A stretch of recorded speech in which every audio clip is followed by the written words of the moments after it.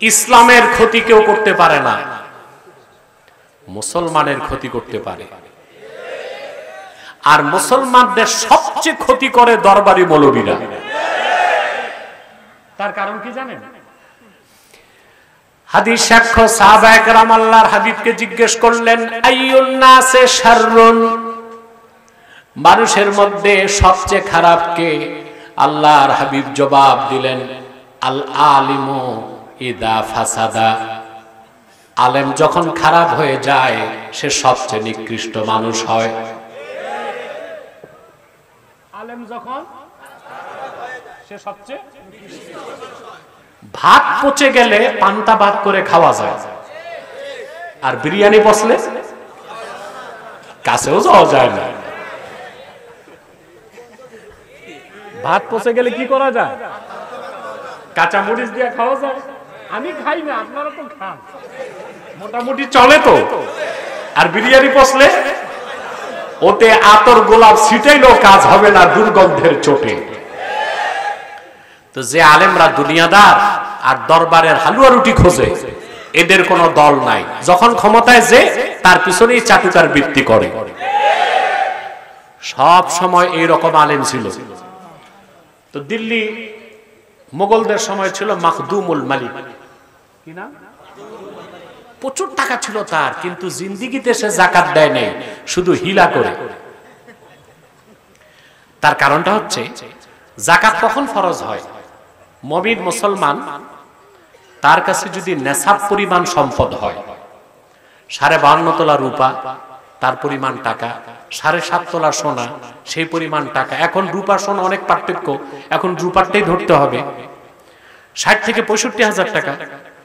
হালা আলাইহিল হাউল, 1 বছর যদি ঘুরে তখন আপনার উপর যাকাত কি?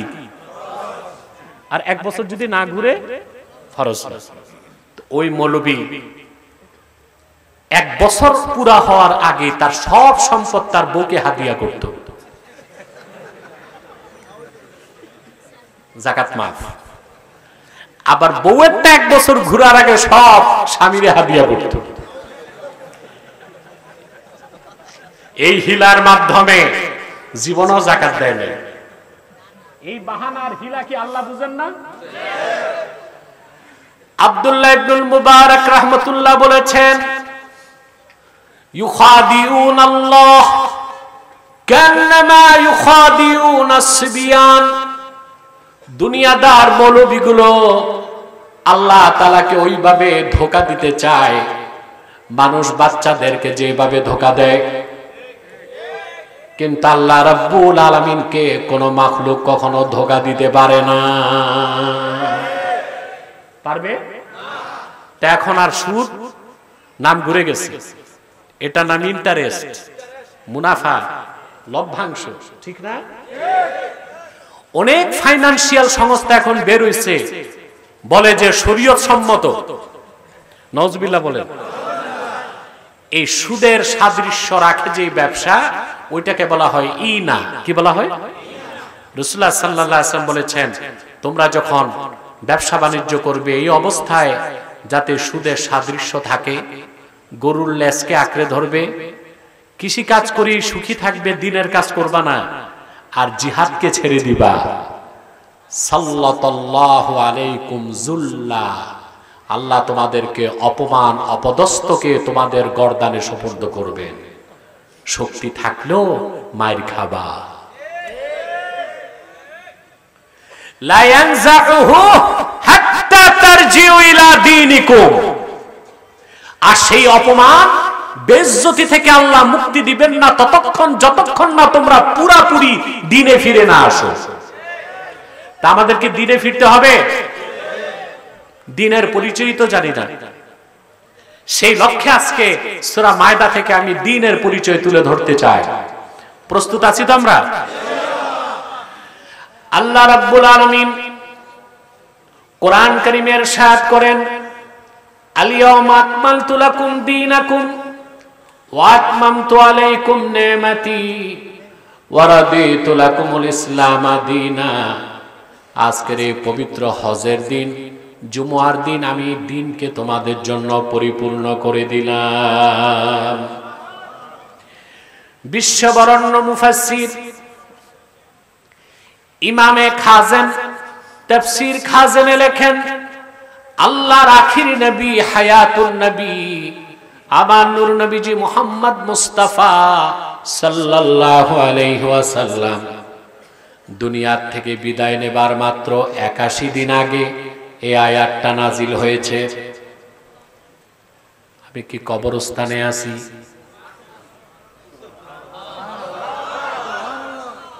তোমাদের মুখে কি ললিপপ না বাদাম? আমরা একসাথে বলি সুবহানাল্লাহ। রাসূলুল্লাহ সাল্লাল্লাহু আলাইহি সাল্লাম দুনিয়া থেকে বিদায় নেওয়ার কতদিন আগে? 81 দিন আগে। দিনটা ছিল হজের দিন, বিদায় হজ্জের দিন। জিলহজ মাসের 9 তারিখ ছিল। আরাফার ময়দানে আল্লাহর হাবিব উষ্টির পিঠে বসা ছিলেন। ইতিহাস সাক্ষ্য দেয় আল্লাহর হাবিবের সামনে 1 লক্ষের উপর সাহাবী দাঁড়ায় ছিলেন। একটি বর্ণনায় 1,24,000, আরেক বর্ণনায় 1,40,000 সাহাবী। দুই রকম মত কেন?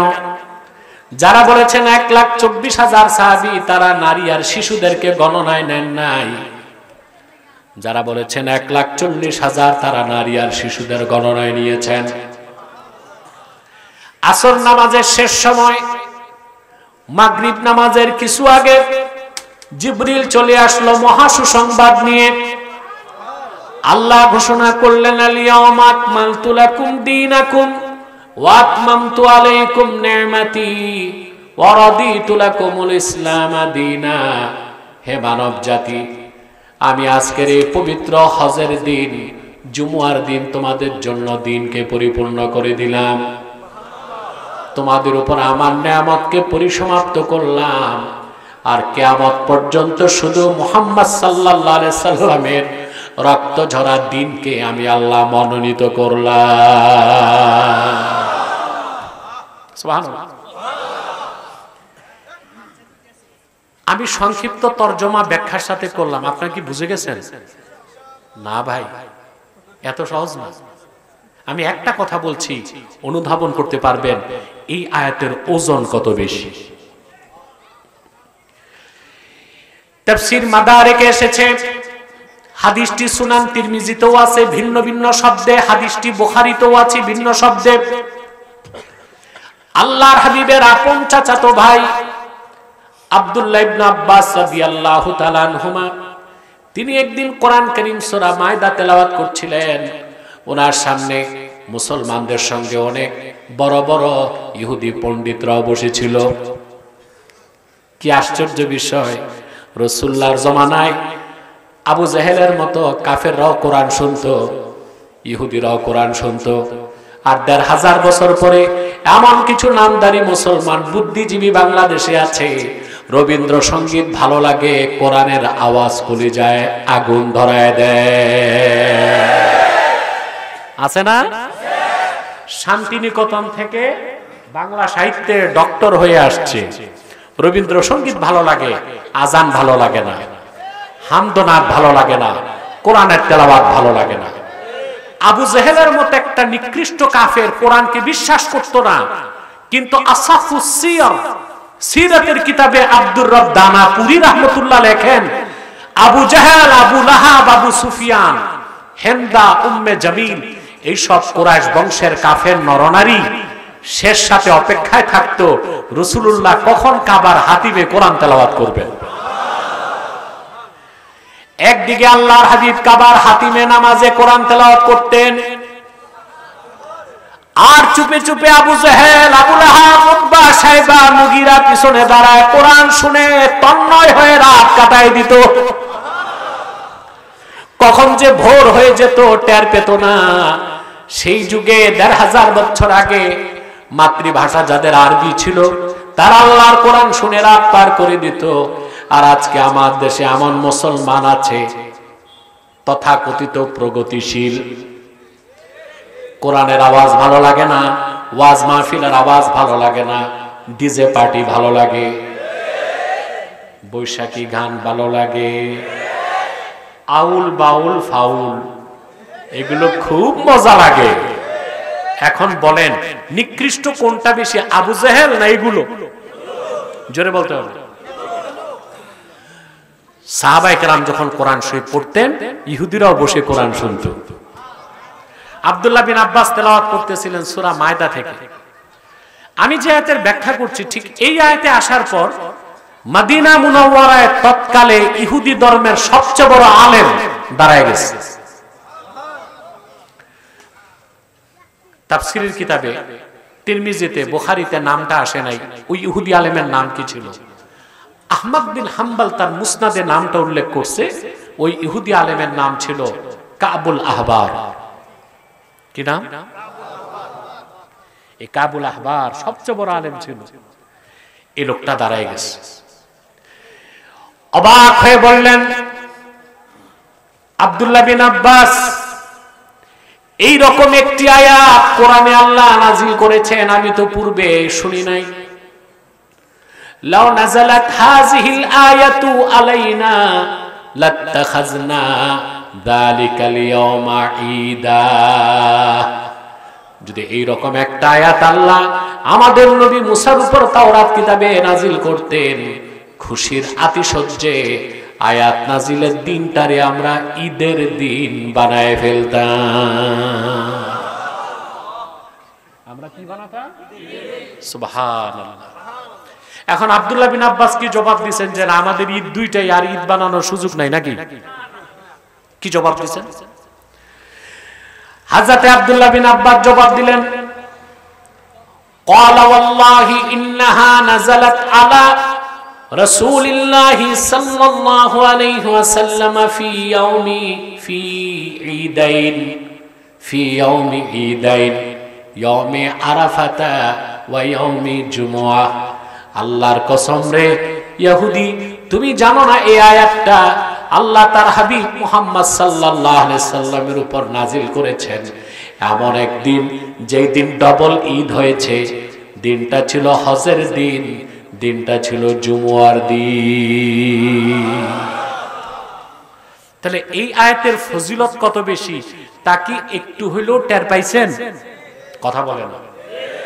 প্রশ্ন হচ্ছে কেন বিদায় হজ্জে, জুমার দিন, হজের দিন রাসূলুল্লাহর সামনে লক্ষাধিক সাহাবীর উপস্থিতিতে এই আয়াত কেন নাজিল হলো? প্রশ্ন আসে না? জবাবটা হচ্ছে আল্লাহ রাব্বুল আলামিন এই আয়াতে বলতে চাইলেন, আল্লাহ তার দ্বীনের প্রচার শুরু করেছেন আদমের মাধ্যমে, ঠিক না? কথা বলেন। একের পর এক পয়গম্বর এসেছেন, 1 লক্ষের উপর পয়গম্বর হাজার হাজার বছর দ্বীনের দাওয়াত দিয়েছেন, দ্বীন পরিপূর্ণ হয় নাই। কিন্তু আল্লাহর আখিরি নবী মুহাম্মদ সাল্লাল্লাহু আলাইহি ওয়াসাল্লাম ১৫০০ বছর আগে মাত্র 23 বছর দ্বীনের দাওয়াত দিয়েছেন। মক্কায় 13 বছর, মদিনায় 10 বছর। লাখের উপর নবীর হাজার হাজার বছরের দাওয়াতে যেই দ্বীন পরিপূর্ণ হয় নাই, আল্লাহর হাবিবের 23 বছরের মেহনতের কারণে সেই দিন আল্লাহ পরিপূর্ণ করে দিলেন। তাহলে বোঝা যায় লাখের উপর পয়গম্বরের হাজার হাজার বছরের মেহনতকে এক পাল্লায় দিলেও আল্লাহর আখিরি নবীর 23 বছরের মেহনতের ওজন বেশি হয়ে যাবে। সুবহানাল্লাহ। লাখের উপর নবী হাজার হাজার বছর দিনের দাওয়াত দিয়েছেন, দিন পরিপূর্ণ। আর রাসূলুল্লাহ দাওয়াত দিয়েছেন, জোরে বলেন, দিন আল্লাহ কি করছেন? পূর্বের পয়গম্বরের কাছে দিনের পেগাম নিয়ে পূর্বের পয়গম্বর কারো কাছে জিবরিল এসেছেন 10 বার, হযরত ইব্রাহিমের কাছে এসেছেন 10 বার, কোন পয়গম্বরের কাছে 15 বার, কারো কাছে 300 বার। সবচেয়ে বেশি মুসা পয়গম্বরের কাছে এসেছেন 415 বার। আর আল্লাহর আখিরি নবী আমার নূর নবীজি মুহাম্মদ সাল্লাল্লাহু আলাইহি সাল্লামের কদমে এই দিনের দাওয়াত পৌঁছাতে জিবরিল এসেছেন 24,000 বার। আল্লাহু আকবার। মুসলমান, তুমি টের পাও না যে আল্লাহ তার হাবিবের উম্মত বানাই দিয়েছেন তোমাকে? তুমি অনুধাবন করতে পারো না যে এই মহান দিন ইসলামের অনুসারী হিসেবে আল্লাহ তোমাকে কবুল করেছেন? বলেন সুবহানাল্লাহ। রাসূলুল্লাহর কাছে জিবরিল কতবার এসেছেন? 24,000 বার। বলেন সুবহানাল্লাহ। পূর্বের নবী কারো কাছে এসেছেন 10 বার, কারো কাছে 15 বার, কারো কাছে 300 বার, কারো কাছে 400 বার।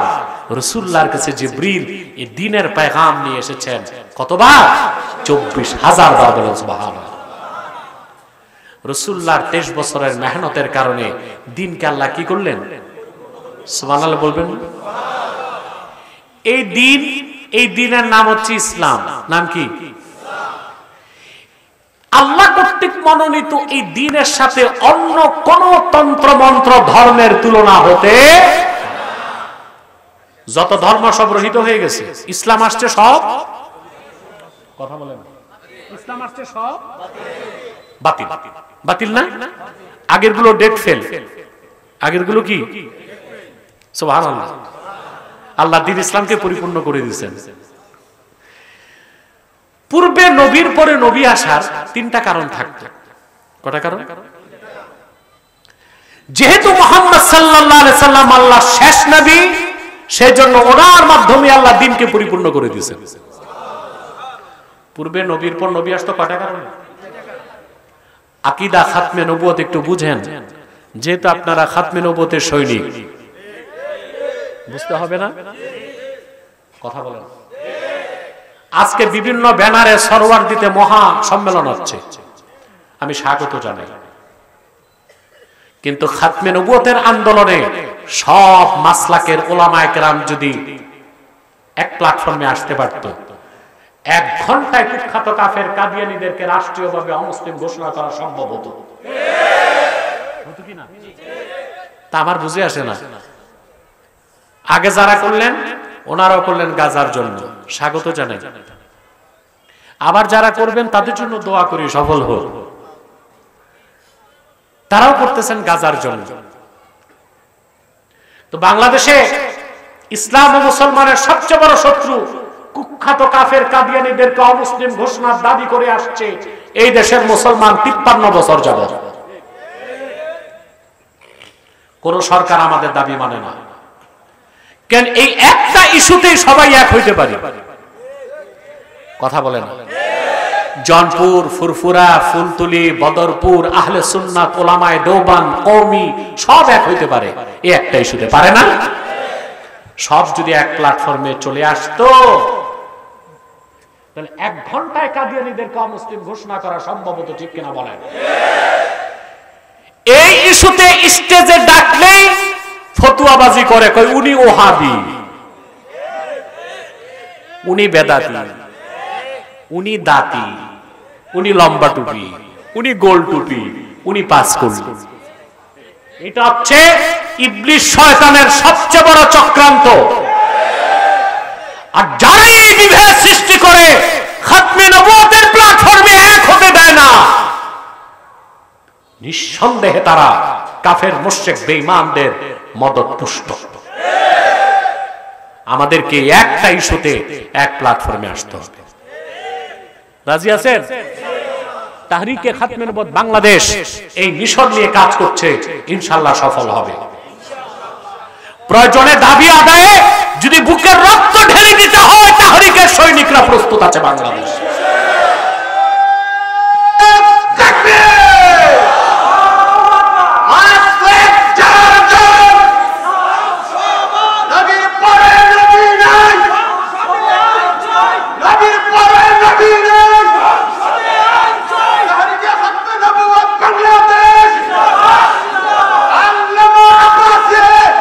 প্রিয় ভাইরা, নবীর পরে নবী আসার কয়টা কারণ থাকতো?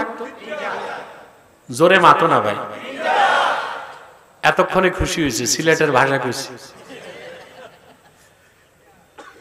আমাদের রাত খুব একটা বেশি হয় নাই, শুধুমাত্র আপনাদেরকে দ্রুত খেদমত দিতে পারবো সেজন্য আমি ঘুরে ফিরে প্লেনে আসছি।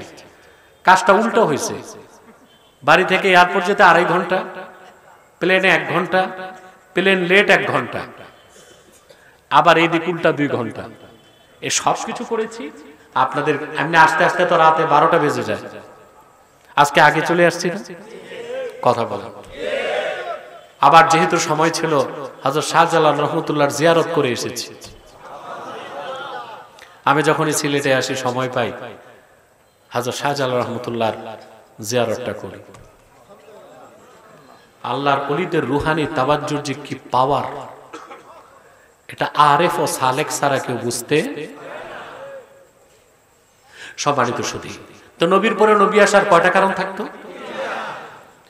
পূর্বে একজন নবী, পূর্বে যত নবী এসেছেন সবাই ছিলেন আঞ্চলিক নবী, একটা অঞ্চলে। তখন আরেক অঞ্চলের জন্য আরেক নবী লাগতো, আল্লাহ নবীর পরে নবী পাঠাইতেন। কিন্তু আল্লাহ আখিরি নবী মুহাম্মদ সাল্লাল্লাহু আলাইহি ওয়াসাল্লামকে পাঠালেন শুধু আরববাসীর হেদায়েতের জন্য না, বিশ্ব নবী হিসেবে তাম মানবতা, বিশ্ব মানবতার হেদায়েতের জন্য। পূর্বে নবীরা ছিলেন কেউ বনি ইসরায়েলের নবী, কেউ আমালেকার নবী, কেউ কিপ্তিদের নবী, আর মুহাম্মদ সাল্লাল্লাহু আলাইহি সাল্লাম সকলের নবী, নবীগণের নবী, নবিয়ুল আম্বিয়া। সুবহানাল্লাহ। আল্লাহ রাব্বুল আলামিন বলেন, কুল ইয়া আইয়ুহান নাসু ইন্নী রাসূলুল্লাহি ইলাইকুম জামিআ। প্রিয় রাসূল মুহাম্মদ সাল্লাল্লাহু আলাইহি ওয়াসাল্লাম, আপনি বলুন, হে মানব জাতি, আমি তোমাদের গোটা বিশ্ব মানবতার হেদায়েতের জন্য আল্লাহর রাসূল হিসেবে এসেছি। সেজন্য রাসূলুল্লাহকে পাঠিয়ে আল্লাহ নবুয়তের রিসালাতের দরজা বন্ধ করলেন, দ্বীনকেও পরিপূর্ণ করে দিলেন। সুবহানাল্লাহ কইবেন। পূর্বে নবীর পর নবী আসার দ্বিতীয় কারণ থাকতো। ইমাম ফখরুদ্দিন রাজি তার তাফসীর কবিরে লেখেন, ইন তারাকা শাইআম মিনান নাসিহাতি ওয়াল বায়ান ইয়াস্তাদরিকুহু মান ইয়াতি বাদা। একজন নবী যতটুক দিনের দাওয়াত দিতেন, এই কথা নাই, খামোশ, কোন নড়াচড়া চলবে না, যারা দাঁড়ায় আছেন দাঁড়ায় থাকেন, বসে আছেন যারা বসে থাকেন, খুব জরুরি কথা। এগুলো না বুঝলে কপাল পূর্বে আপনাদের। শুনতেছেন? পূর্বে একজন নবী দিনের দাওয়াত দিতেন, আল্লাহর পক্ষ থেকে মৃত্যুর পরোয়ানা আসতো, নবী চলে যেতেন, বাকি রেখে কিছু, ওই বাকিটা ধরতে আরেক নবী লাগতো, আল্লাহ নবীর পর নবী পাঠাতেন। কিন্তু আল্লাহর আখিরি নবী নূর নবীজি আমার মুহাম্মদ সাল্লাল্লাহু আলাইহি ওয়াসাল্লাম কিছুই বাকি রেখে যান নাই। তিনি আল্লাহর পক্ষ থেকে 23 বছর দাওয়াত দিয়ে এমন একটা দিন রেখে গেলেন যা আল্লাহ পরিপূর্ণ করে দিয়েছেন, পরিসমাপ্ত করে দিয়েছেন। বলেন সুবহানাল্লাহ। পূর্বে নবীর পর নবী আসার তৃতীয় কারণ ছিল আল্লাহর পক্ষ থেকে যে মেসেজ আসতো, কি কিতাব বা সহিফা, ওগুলো সংরক্ষণের দায়িত্ব আল্লাহ নবীকে দিতেন, পরে দায়িত্ব পেত উম্মত। নবী যতদিন থাকতেন কিতাব ঠিক থাকতো, নবী বিদায় নিলে কিতাবে ভেজাল ঢুকতো, আসমানি কিতাব ভেজাল হয়ে যেত, তার অথেন্টিসিটি হারিয়ে ফেলত। যেমন মুসা নবী ইন্তেকালের পর তাওরাত কিতাব কি ইহুদিরা রদবদল করে দিয়েছে। ঈসা নবী কোথায় আছে? জোরে বলতে হবে। আর খ্রিস্টানদের বিশ্বাস তাকে হত্যা করা হয়েছে, শুলবিদ্ধ করে, এবং খ্রিস্টানরা মনে করে ফিলিস্তিনেই কোথাও তার কবর আছে। এটা একটা মিথ্যা বিশ্বাস। ঈসাকে হত্যা করা সম্ভব হয় নাই। যখন হত্যা করতে গেছে আল্লাহ ঈসাকে আকাশে তুলে নিয়েছেন। ঈসার মতো সাদৃশ্য দেখে একজনকে হত্যা করে ওরা বলল ঈসা শেষ। আল্লাহ বলেন, না, যেটা মারছো এটা ঈসা না, এটা মিসা। ঈসা আমার কাছে আছে। মারছো ওটা কি? খ্রিস্টানরা আছে মিসানিয়া, মুসলমান আছে ঈসানিয়া। খ্রিস্টানরা আছে আর আমরা আছি, আমরা ঈসানিয়া। কেমনে আছি আমরা জানি, কিয়ামতের আগে ঈসা রুহুল্লাহ আকাশ থেকে নামবেন, আমাদের সাহায্য করবেন, দাজ্জালকে হত্যা করবেন। নবী পরিচয় না, মুহাম্মদ সাল্লাল্লাহু আলাইহি ওয়াসাল্লামের উম্মত পরিচয়। বলেন সুবহানাল্লাহ। ঠিক না? তা আমরা আছি ঈসানিয়া, ওরা আছে ঈসা রুহুল্লাহ আকাশে উঠার মাত্র 60 বছর পরে সেন্ট পৌল এই ইনজিল কিতাবে ঢুকাই দিয়েছে শিরক, থিওরি অফ ট্রিনিটি, তৃতীয়বাদ ঢুকাই দিয়েছে। পুরা কিতাবটারই কি করছে? বরবাদ করে দিয়েছে। পূর্বে নবীর পরে নবী আসতো, নবী আল্লাহর কাছ থেকে যে পায়গাম আনতো উম্মতটা ভেজাল করত, কিন্তু আখিরি নবী মুহাম্মদ সাল্লাল্লাহু আলাইহি সাল্লামের মাধ্যমে ১৫০০ বছর আগে আল্লাহ দ্বীনকে পরিপূর্ণ করে দিয়েছেন। সেজন্য ওনার উপর অবতীর্ণ কোরআন সংরক্ষণের দায়িত্ব আল্লাহ আবু বকর, ওমর, ওসমানকে দেন নাই, আল্লাহ নিজের জিম্মায় রেখেছেন। আল্লাহ বলেন আল ইয়াউমা আকমালতু লাকুম দীনাকুম ওয়া আতমামতু আলাইকুম নি'মাত। আল্লাহ বলেন ইন্না নাহনু নাযালনা যিকরা ওয়া ইন্না লাহু লাহাফিজুন। এই কোরআন আমি মুহাম্মদ সাল্লাল্লাহু আলাইহি ওয়াসাল্লামের উপর নাজিল করেছি, আর কিয়ামত তক এই কোরআন হেফাজতের দায়িত্ব আমি আল্লাহ আমার হাতে নিয়েছি। কোরআন কেউ বদলাইতে পারছে? একটা বাক্যের বিসমিল্লাহর বা থেকে মিনাল জিন্নাতি ওয়ান নাসের সিন পর্যন্ত কোন একটি বাক্যের কোন একটি শব্দের কোন একটি অক্ষর আজ পর্যন্ত কোন কাফের মুশরিক বেঈমান বদলাতে পারছে? চেষ্টা হয়েছে না? যেমন শিয়াদের মধ্যে মোট 12 ভাগ, এর মধ্যে একটা হচ্ছে আহলুত তাশাইয়্যু কুবরা, বড় শিয়া। এরা নিঃসন্দেহে কাফের, তারা আল্লাহর কোরআনকে রদ বদল করতে চাইছে। ইরান থেকে তারা একটা কোরআন শরীফ ছাপাইছে, ওইখানে একটা সূরার নাম দিছে সূরাতুল ওয়ালায়া। এই 114টা সূরায় ওয়ালায়া নামে সূরা আছে, কথা বলেন। এটা কোন সূরা জানেন? সূরা ইনশিরা। 8টা আয়াত আছে। এই কুখ্যাত শিয়ারা একটা আয়াত ঢুকায় দিছে। ঢুকায় কি বেঁচে গেছে না ধরা খাইছে? কাফের প্রমাণিত হইছে, তো ধরা খেয়ে গেছে না? সেটা কি? আলাম নাশরাহ লাকা সাদরাক ওয়া ওয়াদানা আনকা উযরাক আল্লাযী আনকাযা যাহরাক ওয়া রাফা'না লাকা যিকরাক ওয়া জাআলনা আলিয়ান সাহরাক। ওমিয়া জোরে কোন নাউযুবিল্লাহ। ধরা খাইছে? শিয়ারা আপনারা জানেন 12 ফেরকায়, 12টা আবার মূল 2 ভাগ, একটা আহলুত তাশাইয়্যু কুবরা আর একটা আহলুত তাশাইয়্যু সুগরা। যারা আহলুত তাশাইয়্যু সুগরা এদের থেকে হযরত আলীর শান বেশি বলে, তাজিয়া করে, বেদাত করে, ওদেরকে আমরা কাফের বলি না, বাতিল বলি। আর আহলুত তাশাইয়্যু কুবরা যারা আল্লাহর কোরআনে রদ বদল হইছে, এই কুফরি আকীদায় বিশ্বাসী শিয়ারা নিঃসন্দেহে কাফের, তাতে কোনো সন্দেহ না। স্পষ্ট? তা নবীর পর নবী আসার কয়টা কারণ ছিল? আল্লাহ তাআলা ১৫০০ বছর আগে আখিরি নবী মুহাম্মদ সাল্লাল্লাহু আলাইহি সাল্লামকে প্রেরণ করে নবুয়তের রিসালাতের দরজা চিরতরে বন্ধ করে নবীর পরে নবী আসার যত কারণ ছিল সব আল্লাহ রহিত করে দিলেন, আর কোনো কারণ আল্লাহ বাকি রাখেন নাই।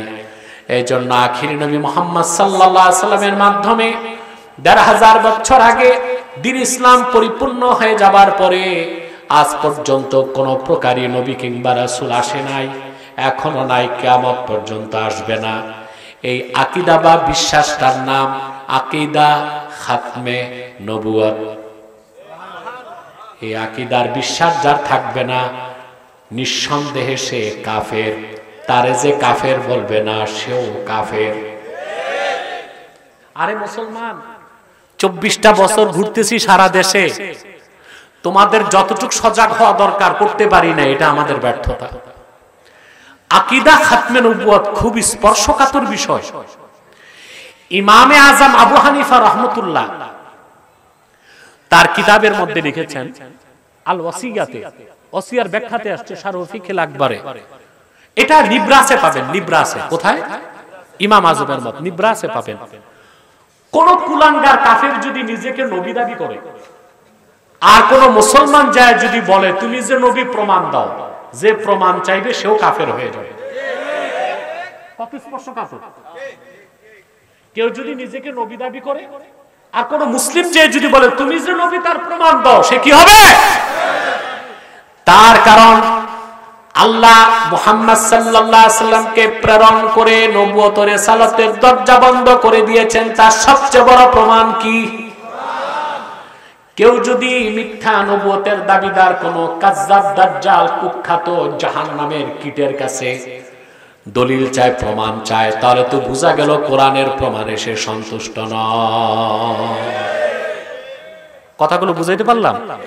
আল্লাহ তাআলা তার আখিরি নবী মুহাম্মদ সাল্লাল্লাহু আলাইহি ওয়াসাল্লামকে প্রেরণ করে নবুয়তের রিসালাতের দরজা চিরতরে বন্ধ করে দিয়েছেন।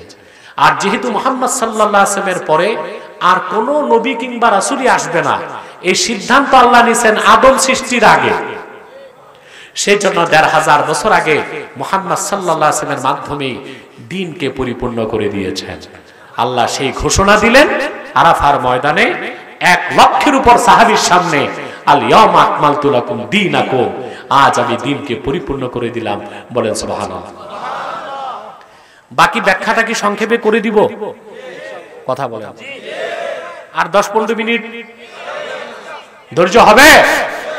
কার কার হাত তুলে দেখান, হাত লম্বা করে, হাত নামান। আল্লাহ কবুল করুক, মঞ্জুর করুক। বলুন আল্লাহুম্মা আমিন। আল্লাহ তো বহু সময় দিছে না? কথা বলেন। সিলেটে বৃষ্টি, নারায়ণগঞ্জে বৃষ্টি, এদিক বৃষ্টি, ওদিক বৃষ্টি, হবিগঞ্জে বৃষ্টি নাই। আল্লাহু আকবার। রবের শুকরিয়া আদায় করার ভাষা আসেনি? নাই নাই নাই, পারবো না। খুব দয়া করছেন তিনি। এটা আপনাদের ইখলাস আর নিয়তের কারণে। এই এলাকায় 2 বার আমি আসতে পারি না, 2 বার, ঠিক না? একবার করোনা, আরেকবার অসুস্থ। আমার কমিটি যখন দাওয়াত দিয়েছে, উমেদনগর থেকে একদল লোক গেছে আব্বাসী মসজিদ, যে বলতেছে হুজুর আসলে আপনি যাবেন কিনা, যদি আপনি এবারও না যান তো কমিটির হাড্ডি গুড্ডি ছুটাই দিবে।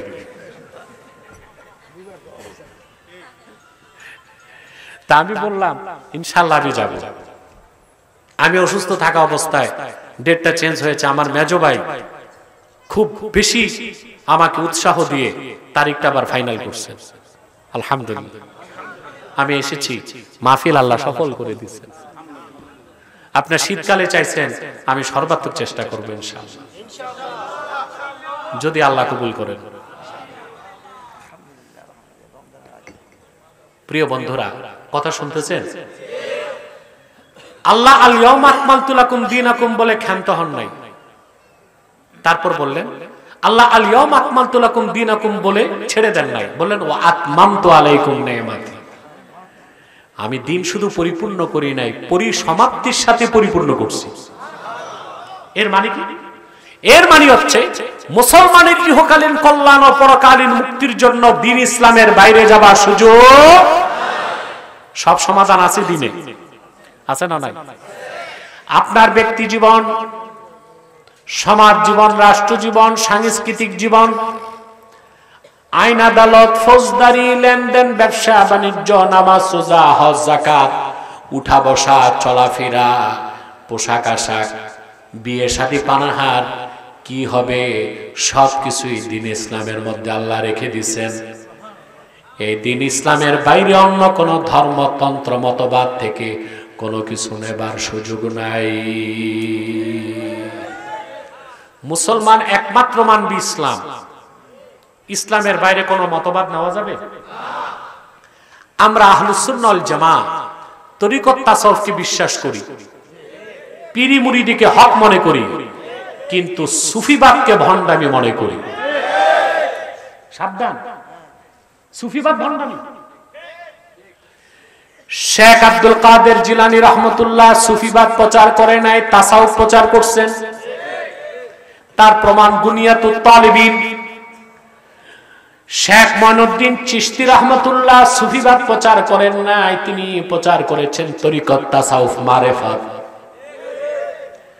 মুজাদ্দিদ আল ফেসানি, বাহাউদ্দিন নকশবন্দি, সৈয়দ আহমদ বেরেলি, কারামত আলী জৌনপুরি, এই মহান মুতাসাউফিন সাধকগণ সুফিবাদের নামে শিরক কুফর শিখায় নাই, মানুষকে তরিকত তাসাউফ শিখায়া তাআল্লুক মা আল্লাহ, আল্লাহর সাথে কিভাবে বন্ধুত্ব করতে হবে সেই সবক দিয়েছে। সুফি হওয়া ভালো। সুফি কি? সুফি মানে সুফ থেকে সুফি। সুফ বলা হয় পশমকে। আল্লাহওয়ালা বুজুর্গরা আগে পশমের পোশাক পরতো, টাকা বাঁচাইতো, অপচয় রোধ করতে, এই জন্য তাদের কি বলা হইতো? সুফি। তো এই সুফ থেকে সুফি, এরকম সুফি আমি নিজেও। আমিও মাঝে মধ্যে কম্বল পরে স্টেজে যাই। ওটা সুফ না? কথা বলেন, কম্বলটা পশম না? আমিও তো সুফি। সুফির সাথে কোনো দ্বন্দ্ব নাই, কিন্তু সুফিবাদ একটি শিরকি মতবাদ। সুফিবাদ মানে সুফিজম, ইজম মানে মতবাদ। তো দিন তো পরিপূর্ণ ইসলাম, এখানে অন্য কোন মতবাদ কি ঢুকতে পারে? মুসলমান ভালো করে মনে রাখবা, আজকে বাংলাদেশে নতুন মতবাদ এসেছে, এটার নাম পোলারিজম, বহুত্ববাদ। দেশের এখন ক্রান্তিকাল না, তখন পশ্চিমা কিছু দালাল বুদ্ধিজীবী মিডিয়া এই বহুত্ববাদকে প্রচার করতে চাচ্ছে। মুসলমান বহুত্ববাদকে বিশ্বাস করে না, একটা মতবাদকে বিশ্বাস করে, যেটা ইসলামের মতবাদ। বহুত্ববাদ বিশ্বাস করে। বহুত্ববাদ মানে হচ্ছে আপনি আল্লাহ আল্লাহ বুজুর্গ, আপনি আপনার মতো থাকবেন, জেনাকার জেনা করবে চুপ থাকবেন, চোর চুরি করবে কিছু বলবেন না, মহিলাদের বিয়ে না করে লুচ্চা বদমাশরা পুরুষে পুরুষে বিয়ে করবে, সমকামী, ট্রান্সজেন্ডার, এই সব শিরক কুফর বেদাত লুচ্চামি বদমাশি পশ্চিমাদের হাইওয়ানপনা সব প্রতিষ্ঠিত করা হবে, রাষ্ট্র প্রত্যেককে ঠিকাদারি করবে। এটা হচ্ছে পোলারিজম বা বহুত্ববাদ। মুসলমান খোদার কসম কোরআনকে ছুঁয়ে বললাম, যদি বহুত্ববাদের এজেন্ডা বাংলাদেশে প্রতিষ্ঠিত হয়, আগামীর বাংলাদেশ সেকুলার বাংলাদেশ হবে, মুসলমানের বাংলাদেশ, এই অস্তিত্ব আর খুঁজে পাওয়া যাবে না। বাংলাদেশের স্বাধীনতার মূল স্তম্ভ হচ্ছে চেতনা, ইসলাম এবং মুসলমান। যদি বাংলাদেশে মুসলমান বেশি না হইতো, তো 47 সালে বাংলাদেশ কি পাকিস্তান হতো না ভারত? কথা বলেন, এটা জানেন আপনারা, টু নেশন থিওরি, দ্বিজাতি তত্ত্বের ভিত্তিতে দেশ ভাগ হয়েছে না? কথা বলেন, বাংলাদেশে যদি মুসলমান বেশি না হতো, তো বাংলাদেশ কি পাকিস্তান হতো না ভারত? যেমন আসাম, আসাম কিন্তু 3 দিন স্বাধীন হয়নি। আসাম চাইছিল বাংলাদেশের সাথে থাকতে, কিন্তু আমরা এমন একজনের নেতা বানাইছিলাম জিন্না সাহেবকে, উনি দিন রাত মদ খেয়ে ঘুমাইতো শুধু। এ মদ খেয়ে টাল ছিল, 3 দিনে আসামের মানুষ ইন্ডিয়ার পতাকা তুলে নেয়, অপেক্ষায় ছিল পাকিস্তানের অংশ হবে। সিলেটটাও ছুটে যাচ্ছিল, তৎকালে কিছু আল্লাহওয়ালা বুজুর্গের সংগ্রামের কারণে সিলেট বাংলাদেশের অংশ হয়েছে। এগুলো ইতিহাস, এগুলো কি পড়েন, এগুলো পড়লে দেখবেন আপনারা। তো জিন্না সাহেবের ভুলের কারণে আমরা কাশ্মীর হারাইছি, ত্রিপুরা হারাইছি, আসাম হারাইছি, হায়দ্রাবাদ হারাইছি। আর হারাতে চাই না, আমাদের সম্পদ পুনর্দখল করতে চায়। ত্রিপুরা, আসাম, কাশ্মীর আর ভারতের অংশ চাই না, মুসলমানদের রাষ্ট্র হিসেবে স্বীকৃতি পাবে ইনশাআল্লাহ, আজ হোক আর কাল। আমি বর্তমান সরকারকে 3টা পরামর্শ দিয়েছিলাম, আলহামদুলিল্লাহ 3টাই তারা নিয়েছে। আমি বলেছিলাম চিকেন নেককে কেটে 7 সিস্টার স্বাধীন করো, সুর কিন্তু এখন ওই দিক। বলেছিলাম ভারতের সাথে ব্যবসা বন্ধ করা হোক, বন্ধ হয়েছে আলহামদুলিল্লাহ। 3 নাম্বারটা নেয় নাই, অপেক্ষায় আছে। আমি বলেছিলাম বাংলাদেশের নতুন মানচিত্র করতে হবে, ওখানে আমাদের মানচিত্রে আসাম আর ত্রিপুরাকে অন্তর্ভুক্ত করতে হবে। এটা চান আপনারা? কথা বলেন। যেহেতু বর্তমান সরকারে অনেক সাহসী ব্যক্তি আছে, 14 কোটি মুসলমানের সমর্থন পাবেন। যেভাবে হিন্দুস্তানে মাদ্রাসা বন্ধ করা হচ্ছে, মসজিদকে শহীদ করা হচ্ছে, যুবতী মুসলিম নারীদের ধর্ষণ করা হচ্ছে, প্রতিশোধ হিসেবে আসাম আর ত্রিপুরাকে কেটে স্বাধীন বাংলাদেশের অংশ বানাতে চাই আমরা।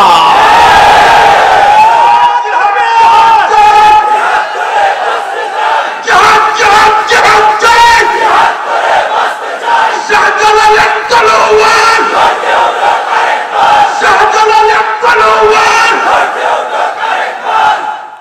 আমার ভাইরা, বলছিলাম বাংলাদেশের স্বাধীনতার মূল চেতনা ইসলাম ও মুসলমান। মুসলমানের সংখ্যা বেশি ছিল, 47-এ বাংলাদেশ পাকিস্তানের অংশ, সেজন্যই সম্ভব হয়েছে 71-এ স্বাধীন দেশ বাংলাদেশ করা। হিন্দু সংখ্যা যদি বেশি হতো, বাংলাদেশ হতো ইন্ডিয়ার অংশ। আর যদি ইন্ডিয়ার অংশ হতো, এটা কোনোদিনও আসাম ত্রিপুরার মতো স্বাধীন। তো বাংলাদেশের স্বাধীনতার মূল চেতনা কি? অসাম্প্রদায়িকতা না ইসলাম ও মুসলমান? যতদিন এদেশে মুসলমানের সংখ্যা ধিক্য থাকবে, বাংলাদেশ বিশ্ব মানচিত্রে স্বাধীন রাষ্ট্র হিসেবে টিকে থাকবে। খোদা না খাস্তা সেকুলারিজমের নামে, বহুত্ববাদের নামে শিরকিয়ার কুফরি মতবাদ ঢুকায়া গোটা জাতিকে যদি নাস্তিক আর পাশবিকতার দিকে ঠেলে দেওয়া হয়, বাংলাদেশ তার স্বাধীনতা হারাবে। আপনাদের পাশে একটা দেশ আছে ফিলিপাইন, এটা কি রাষ্ট্র ছিল? মুসলিম। এখন মুসলমানের সংখ্যা কমে গেছে, খ্রিস্টান বেড়ে গেছে, মুসলিম রাষ্ট্র স্বাধীনতা হারিয়েছে। কথা বলেন। স্পেন কি ছিল? মুসলিম রাষ্ট্র। খ্রিস্টানের সংখ্যা বেড়ে গেছে, মুসলমান কমে গেছে, মুসলিম রাষ্ট্র স্পেন স্বাধীনতা হারিয়েছে। সুদানের দারফুর মুসলিম অংশ ছিল, খ্রিস্টান বেড়ে গেছে, মুসলমান কমে গেছে, মুসলমান স্বাধীনতা। ইন্দোনেশিয়ার পূর্ব তিমুর মুসলিম রাষ্ট্র, মুসলিম রাষ্ট্রের অংশ ছিল, মুসলমান কমে গেছে, খ্রিস্টান বেড়ে গেছে, পূর্ব তিমুর এখন খ্রিস্টান রাষ্ট্র। অতএব বহুত্ববাদ বা পোলারিজমের মাধ্যমে বাংলাদেশে যে ইসলাম বিরোধী চক্রান্ত বাস্তবায়নের চেষ্টা করছে গুটি কয়েক বুদ্ধিজীবী, জর্জ সরোসের নাপাক ডলারের পয়সা যাদের পেটে ঢুকছে, তা প্রতিহত করতে হবে আপনাদের। নতুবা ঈমানও হারাবেন, দেশ হারাবেন। এক সাগর রক্তের বিনিময়ে তা হতে দেওয়া হবে না বাংলাদেশে। এক্ষেত্রে আপনাদের অবস্থান হবে জিরো টলারেন্স। পারবেন ইনশাআল্লাহ? তাহলে আমার ভাইয়েরা, দ্বীন ইসলামকে গ্রহণ করার পর অন্য কোন মতবাদ মানার সুযোগ, অন্য ধর্ম থেকে কিছু নেবার সুযোগ কেন নাই? আল্লাহ আগের সব রিজেক্ট করে বলে দিয়েছেন, ওয়ারাদিতু লাকুমুল ইসলাম দীনা, একমাত্র আমি মুহাম্মদ সাল্লাল্লাহু আলাইহি সাল্লামের আনিত দ্বীনকে স্বীকৃতি দিলাম। সকল তন্ত্র মন্ত্র মতবাদ আগের সব রিজেক্ট, সামনে যত আসবে সব রিজেক্ট। সুবহানাল্লাহ বলবেন। এখন আপনি ইসলাম মানার পর, মুসলিম হবার পর অন্য ধর্ম থেকে ভালো কিছু থাকলেও কি নিতে পারবেন? কথা বলেন। যেমন আলবেনিয়াতে একটা সুফিবাদী দল আছে। কোথায়? আলবেনিয়াতে। এদের নাম বাকতাশি। কি নাম? বাকতাশি। এদের যে নেতা ছিল সে ছিল শিয়া, তার নাম ছিল বাকতাশ। তার অনুসারীরা বাকতাশি। তারা ইসলাম থেকে কিছু নিছে, খ্রিস্ট ধর্ম থেকে কিছু নিছে। এখন খ্রিস্টান ধর্মে মদ হালাল, এই জন্য মুসলমান নামদারি সুফিবাদী বাকতাশিরা বলে মুসলমানের জন্য মদ হালাল। এদের নাম কি? বাকতাশি। আলবেনিয়ার প্রেসিডেন্ট ওটাও বাকতাশি। সে এখন চাচ্ছে ভ্যাটিকান সিটির মতে সুফিবাদীদেরকে আলবেনিয়াতে একটা ক্ষুদ্র অংশে স্বাধীন রাষ্ট্র বানায় দিবে। এই জন্যই আমি এত মজবুত অবস্থান সুফিবাদের বিপক্ষে, তাসাউফের পক্ষে। আমরা তরিকত, তাসাউফ, পীরি, মুরিদি, হক্কানি আর মারেফতকে স্বাগত জানাই, আর সুফিবাদকে আমরা বলি না। চিল্লায় বলেন সুফিবাদ, আরো জোরে সুফিবাদ, সুফিবাদ। তাসাউফ জিন্দাবাদ, তরিকত তাসাউফ, ইলমে মারিফাত, হক্কানি পীর মাশায়েখ। আমাদের সমস্ত পীর মাশায়েখ যদি এইভাবে কথা বলি আমরা, ইনশাআল্লাহ এই সুফিবাদী ভণ্ডদের চক্রান্ত থেকে দেশ বেঁচে যাবে। এই সুফিবাদী পীর যেগুলো, এগুলো শিয়াদের দালালি করে, আমির মুয়াবিয়াকে গালিগালাজ করে, খাঁটি সুন্নি এজিদকে 100 বার লানত দেয়, কিন্তু হযরত মুয়াবিয়া রাদিয়াল্লাহু তাআলা আনহু শানে বেয়াদবি করতে পারে না। ওই যে সুফিবাদী ভণ্ড, ওরাই শিয়াদের পয়সা খেয়ে হযরত মুয়াবিয়া রাদিয়াল্লাহু তাআলা আনহুর আকাশচুম্বী মর্যাদার বিপক্ষে কথা বলে। এই সুযোগগুলো আপনারা খাঁটি সুন্নিরা দিবেন না। পারবেন তো ইনশাআল্লাহ? আল্লাহ কবুল করুক, মঞ্জুর করুক, বলুন আল্লাহুম্মা আমিন। তাহলে যে কথা বলে তাফসীরটা শেষ হচ্ছে, মনোযোগ আছে তো? একমাত্র কি মুসলমানের মুক্তির একমাত্র সমাধান কি? কেবলমাত্র ইসলাম, শুধুমাত্র ইসলাম, একমাত্র ইসলাম। ইসলামের বাইরে কোনো কল্যাণ, কোনো ভালো থাকলেও খোঁজার সুযোগ। এখন কেউ বলতে পারেন এটা তো অযৌক্তিক কথা, ইসলাম মানলাম, পাশাপাশি অন্য ধর্মে ভালো কিছু থাকলে নিতে সমস্যা কি? কথা বলেন। আমি একটা উদাহরণ দিই, কথা বলেন। কে কি ঘুমান? হাত উঠান। না, আলহামদুলিল্লাহ অধিকাংশ লোক কনসান্স, ঠিক আছে, বেহুশ লোক কম আছে এখানে। আর কয়েক মিনিট, তাহলে আমরা এই আয়াতের অংশ পুরোটা বুঝতে পারবো ইনশাআল্লাহ। ইসলাম গ্রহণের পর অন্য কোন ধর্মতন্ত্র মতবাদ থেকে ভালো কিছু থাকলেও নেওয়া কি যাবে? পৃথিবীতে সবচেয়ে দামি ঔষধ হচ্ছে ক্যান্সারের কেমোথেরাপি, এটা জানেন না? আমি দোয়া করি আল্লাহ আমাদের মুসলিম পরিবারের প্রতিটা মানুষকে ক্যান্সার ও দুরারোগ্য ব্যাধি থেকে মুক্ত রাখুন। ঘরে কারো ক্যান্সার হলে ওই লোকটাও যায়, সহায় সম্পদ সব। ক্যান্সারের যে কেমোথেরাপি, এটার দাম সবচেয়ে বেশি। আপনি যদি ভালো কেমোথেরাপি কিনেন, এক শিশি জার্মান বা ফ্রান্সের, এক শিশির দাম 1.5 লাখ পৌনে 2 লাখ টাকা। এক শিশি 1.5 লক্ষ টাকা, এক শিশি, একটা ইনজেকশন। এখন মনে করুন আজকে কত তারিখ? ক্যান্সারের ওষুধ কিনছেন, কেমোথেরাপি 1 বোতল, এক শিশি।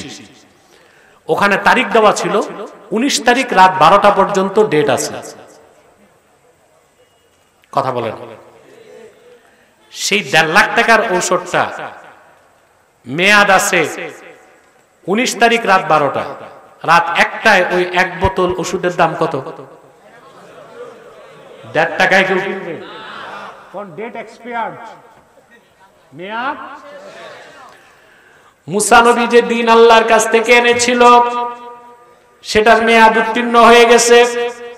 ঈসা নবী আল্লাহর কাছ থেকে যে দিন এনেছিল তারও মেয়াদ উত্তীর্ণ হয়ে গেছে।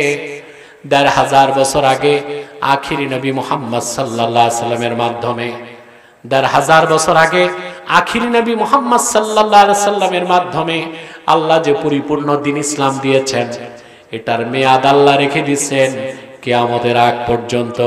এখন শুধুই ইসলাম, কেবল ইসলাম, একমাত্র ইসলাম।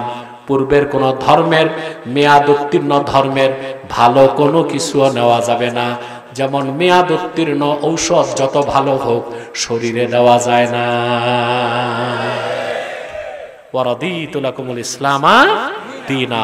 সাদাকাল্লাহুল আযীম ওয়া সাদাকা রাসূলুহুন নবিয়ুল কারীম ওয়া নাহনু আলা যালিকা মিনাশ শাহিদিন ওয়াশ শাকিরিন। আলহামদুলিল্লাহ রাব্বিল আলামিন। ও ইউটিউবার ভাই, বক্কা বক্কা বক্কা কিছু প্রশ্ন আছে, পরে পরে বল। উঠতে তো বলি না, উঠছো কেন? এই কোথায় যাচ্ছ তোমরা মুনাজাত না করে? বসো। বাসে ওয়াজ হয়ে গেছে, চলে যায়। ওনারা আউলিয়া কেরাম, মুনাজাত লাগে না। আরে ভাই এখন তো দেখতেছি আজান দিলে শয়তান ভাগে, কিছু মৌলবী মুনাজাত দেখলে ভাগে। আমরা কোথায় আছি? কোন জমানায় আছি? কথা বলে না। আল্লাহ হেদায়েত করুক। যাক, আর বললাম না, এত বলছি, বলার আর কিছু নাই। 26 তারিখে দোয়া করে দিছি। প্রিয় ভাই, বিদায় লগ্নে একটা কথা বলবো। আপনারা এখানে বিভিন্ন দলমতের লোক আছেন, আছেন না? কথা বলেন। বিভিন্ন হক্কানি পীর মাশায়েখদের মুরিদ আছেন, রাজনৈতিক দল ভিন্ন ভিন্ন আছে। আমার একটা অনুরোধ, তাহরিকের পক্ষ থেকে আমার অনুরোধ, দলীয় মতভেদ থাক, মাসলাকগত দ্বন্দ্ব আছে তাও থাক, 3টা ইস্যুতে আমরা এক হব। ইসলামের সুমহান স্বার্থ রক্ষায় আমরা ঐক্যবদ্ধ হব। মুসলমানদের মৌলিক দাবিগুলো যা আদায় হয় নাই দেশ স্বাধীনের পর এখন পর্যন্ত, তা আদায় করতে আমরা এক হব। আর বাংলাদেশের স্বাধীনতা রক্ষায় আমরা এক হব। রাজি আছেন? আমাদের এই তিনটি স্বার্থের বিরুদ্ধে চক্রান্ত করে যাচ্ছে তিনটি অমুসলিম সম্প্রদায়। তার মধ্যে সবচেয়ে কুখ্যাত হচ্ছে আকীদা খাতমে নবুয়ত অস্বীকারী কুখ্যাত কাফের কাদিয়ানী সম্প্রদায়। নিঃসন্দেহে তারা কাফের এবং অমুসলিম। যে সন্দেহ করবে সেও তো কাফের হয়ে যাবে, কারণ তারা আল্লাহর আখিরি নবী মুহাম্মদ সাল্লাল্লাহু আলাইহি সাল্লামকে আল্লাহর শেষ নবী হিসেবে বিশ্বাস করে না, কোরআনকে শেষ আসমানি কিতাব হিসেবে বিশ্বাস করে না, ইসলাম পরিপূর্ণ জীবন বিধান এটা বিশ্বাস করে না। সেজন্য তারা কি? চিল্লায় বলেন তারা কি? তাদেরকে যারা কাফের বলবে না তারা কি? মানুষকে ধোঁকা দিতে তারা কি করে? মুসলমানদের মতো দাড়ি রাখে, টুপি লাগায়, নামও রাখে, তাই বলে কি মুসলমান হবে? দাড়ি রাখলে কেউ যদি মুসলমান হতে পারতো তো রবীন্দ্রনাথ ঠাকুরের চেয়ে বড় মুসলমান কে হইতো? সে কি মুসলিম ছিল না অমুসলিম? টুপি লাগালে মুসলমান হওয়া যায়? দিল্লি পার্লামেন্টে দেখবেন অনেক হিন্দু এমপি টুপি লাগায়, তাই বলে কি মুসলমান হবে? নাম রাখলে মুসলমান হওয়া যায়? এক শয়তান বোতলে পেশাব করে উপরে লেবেল দিয়েছে শরবত, এটা কি শরবত হবে? ভিতরে কি? তদ্রুপ কাদিয়ানীরা কাফের। আব্দুল আউয়াল, আব্দুল সামাদ, মুবাশশির আলী, কবির চৌধুরী, গহর রেজবি, শাহরিয়ার কবির, নিঝুম ঝাড়ুদার, এসব নাম রাখার দ্বারা তারা মুসলমান হতে পারে। আমার ভাইয়েরা, আমার বন্ধুরা, আমার আল্লাহ নবীজি আমার মুহাম্মদ মুস্তাফা সাল্লাল্লাহু আলাইহি সাল্লামের ইসলাম ও কোরআনের হাজার হাজার বছর পরে বর্তমান ভারতের কুখ্যাত পাঞ্জাবের কুখ্যাত গুরুদাসপুরের কুখ্যাত কাদিয়ানে ইংরেজ আমলে এক শয়তান নিজের নবী দাবি করছে। চিল্লায় বলেন নাউজুবিল্লাহ। শয়তান তার নাম রেখেছিল তার বাপ মির্জা গোলাম আহমদ কাদিয়ানী। সাবধান, তাকে গোলাম আহমদ বলা যাবে না, কারণ গোলাম আহমদ অর্থ আহমদ এর গোলাম। কোন কাফের কোনদিনও গোলাম আহমদ এর গোলাম হতে পারে না। আর কাদিয়ানের কাযযাব ছিল শেষ দরজার কুখ্যাত কাফের, সে গোলাম আহমদ এর গোলাম ছিল না, সে ছিল কুখ্যাত শয়তানের কুখ্যাত গোলাম। কাদিয়ানের কাযযাব মিথ্যা নবুয়তের দাবিদার মির্জা গোলাম শয়তান কাদিয়ানির উপর গজব এসেছে 1908 সালে। যখন গজব এসেছে, কাদিয়ানের কাযযাব মিথ্যা নবুয়তের দাবিদার ইংরেজদের পা চাটা গোলাম মির্জা গোলাম শয়তান কাদিয়ানি 1908 সালে ধ্বংস হয়ে কুখ্যাত জাহান্নামের কুখ্যাত কুকুরে পরিণত হয়েছে, তার অনুসারীরাও ধ্বংস হয়েছে। বর্তমানে কিছু কাদিয়ানি বাংলাদেশে আছে। ইতিমধ্যেই তারা বাংলাদেশে 100 সেন্টার করে ফেলছে। আপনাদের সিলেট সোভানীঘাটে একটা সেন্টার করছে, সুনামগঞ্জের দিরাইতে একটা সেন্টার করছে, কিশোরগঞ্জে সেন্টার করছে। কথা বুঝতে পারছেন? 100 সেন্টার করে ফেলছে। উপাসনালয়কে তারা বলে মসজিদ। কি বলে? নাউজুবিল্লাহ বলবেন না? ইহুদিদের উপাসনালয় কি মসজিদ না সিনাগগ? খ্রিস্টানদেরটা গির্জা, বৌদ্ধদেরটা প্যাগোডা। তাদের চেয়ে বড় কাফের কাদিয়ানি, তাদের উপাসনালয় মসজিদ হতে পারে না, সেটাও একটা শয়তানি আস্তানা। নাম পরিবর্তন করে করে তারা মিথ্যা পরিচয় দেয়। কখনো নিজেদের পরিচয় দেয় আহমদী জামাত, কখনো বলে আহমদিয়া জামাত, কখনো বলে আহমদী সম্প্রদায়, কখনো বলে আহমদিয়া সম্প্রদায়, কখনো বলে আহমদী মুসলিম জামাত, কখনো বলে আহমদিয়া মুসলিম জামাত। সাবধান, যত কাদিয়ানি ছিল আছে থাকবে, তারা কেউ আহমদী জামাত নয়, আহমদিয়া জামাত নয়, আহমদী সম্প্রদায় নয়, আহমদিয়া সম্প্রদায় নয়, আহমদী মুসলিম জামাত নয়, আহমদিয়া মুসলিম জামাত নয়, তারা শয়তানি জামাত। কুখ্যাত জাহান্নামের কুখ্যাত কুকুরের দল। আমাদের সকল দলের একটাই দাবি, অনতিবিলম্বে স্বাধীন বাংলায় শয়তান কাদিয়ানীদেরকে রাষ্ট্রীয়ভাবে অমুসলিম ঘোষণা করতেই হবে, করতেই হবে, করতেই হবে। এই দাবি আদায়ে যদি তাহরিকে খাতমে নবুয়ত বাংলাদেশের ব্যানারে জান এবং মাল দেবার ডাক আসে, কারা প্রস্তুত আছেন হাত তুলে দেখেন।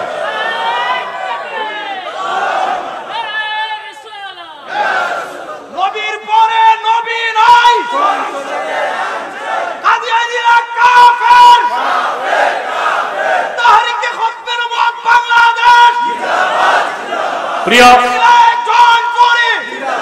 প্রিয় ভাই বন্ধুগণ, কাদিয়ানীদেরকে অর্থনৈতিক সহযোগিতা করবেন না, করেন?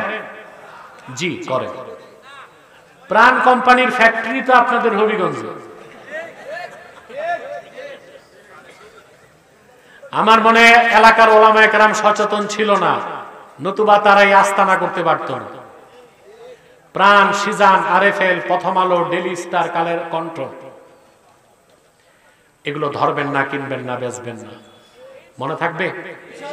এটা নৈতিক দায়িত্ব হিসেবে ধরবেন না, কিনবেন না, বেচবেন না, মনে থাকবে আপনাদের? আরেকটি অমুসলিম সম্প্রদায় আমাদের তিনটি স্বার্থের বিরুদ্ধে দাঁড়িয়েছে, এটার নাম ঈসাই জামাত। খ্রিস্টানদের একটা নতুন দল, দাড়ি টুপি নিয়েই মাঠে নামছে। 1975 সালে এ পর্যন্ত 2.5 লক্ষ পরিবারকে খ্রিস্টান বানাইছে। তারা মানুষকে খ্রিস্টান বানায়। প্রথমে বলে তুমিও মুসলমান, তবে ঈসাই মুসলমান বলে, তার মানে বলে ঈসার উম্মত মুসলমান। ঈসার উম্মত মুসলমান না খ্রিস্টান? এরাও সুফিবাদের নামে কাজ করতেছে। আমি একটা তথ্য দিই আপনাদেরকে, সুফিবাদীদেরকে ঘৃণা করি কেন। আমি 2016 সালে খ্রিস্টানদের বিরুদ্ধে গিয়েছিলাম কুষ্টিয়াতে। 22টা পরিবার খ্রিস্টান হয়ে গেছিল। আমাদের মেহনতের কারণে অনেক পরিবার ফিরে আসছে। খ্রিস্টান বহস যে করছে আমার সাথে, একটা ভিডিও আছে। ওখানে যে শুনলাম মাগুরাতে এক পীর খাজা খবিরউদ্দিন চিশতি বছর খ্রিস্টান ধর্ম গ্রহণ করে মানুষকে মুরিদ করছে খ্রিস্টান ধর্মে। শয়তানটা মরে গেছে, এখন তার ছেলে আছে নুরা পাগলা, এটাও খ্রিস্টান। এটা রাজবাড়ী গোয়ালন্দ ঘাটে খানকা দিয়ে বসছে, সুফিবাদের নামে খ্রিস্টান ধর্ম প্রচার করতেছে। এটা হচ্ছে ঈসাই জামাতের চক্রান্ত। এদের ব্যাপারেও সাবধান থাকবেন, পারবেন তো ইনশাআল্লাহ? বিদায় লগ্নে আর একটা ফেরকার কথা বলে দেই, হিজবুত তাওহীদ আছে, সাবধান। হিজবুত তাওহীদকে পাওয়া মাত্রই ধরে পুলিশের হাতে দিবেন। এরা একটা নিকৃষ্ট ফেরকা। এদের আকীদার ব্যাপারে বলে দিচ্ছি, এরা হাদিস বিশ্বাস করে না। হাদিস অস্বীকারী মুসলমান না কাফের? ইসলামের নামগুলোকে বদল করতে চায়। ইমাম বলে না, বলে এমাম। নামাজকে বলে নমাজ, কিতাবকে বলে কেতাব। ওরা বলে নামাজ হচ্ছে ব্যায়ামের মতো, ওযু থাকলেও নামাজ হবে, ওযু ছাড়াও নামাজ হবে। ছেলে মেয়ে বিবাহ বহির্ভূত নিজেরা মন দিয়ে নিয়ে ফিজিক্যাল রিলেশন করতে পারে। জেনার মতো হারামকে তারা হালাল মনে করে। তাদের বিশ্বাস দাজ্জাল বলতে কিছু নাই, আমেরিকাই দাজ্জাল। আমাদের কথা পারলে আমেরিকা যে বোমা মারো, কিন্তু দজ্জাল নাই এটা বলো কেন? এটা বলার উদ্দেশ্য তো ভিন্ন, কারণ দজ্জালকে হত্যা করতে কে নামবে? এটা তো বলতে পারে না, বলে দজ্জালই তো নাই, তার মানে ঈসা নামার দরকার কি? এটা একটা বাতিল ফেরকা, কাফের ফেরকা। এদের ব্যাপারেও সাবধান থাকবেন, পারবেন তো ইনশাআল্লাহ? আসুন মুনাজাতের প্রস্তুতি নেই। আল্লাহ আমাদেরকে কবুল করুক, মঞ্জুর করুক। তোমরা এত রাতে এতগুলো প্রশ্ন জমা করে রাখছো, হ্যাঁ?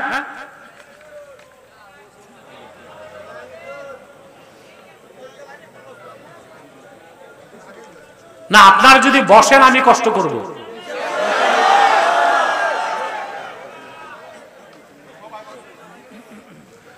এক ভাই প্রশ্ন করেছেন, লাইলাতুল মেরাজ বা শবে মেরাজের নামাজ কত রাকাত? কোরআন হাদিসের নির্দিষ্ট রাকাত আছে কিনা?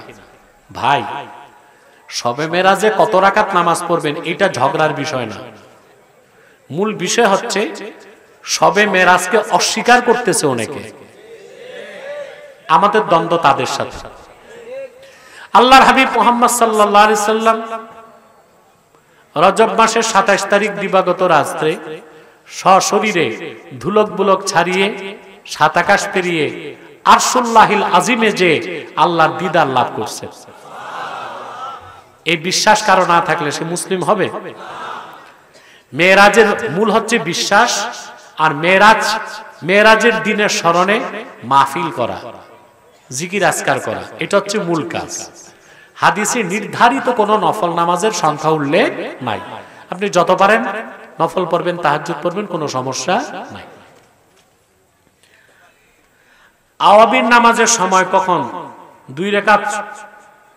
2 রাকাত সংখ্যা কত? আপনাদের দেশে আপনারা শুধু জানেন মাগরিবের পরেই আওয়াবিন।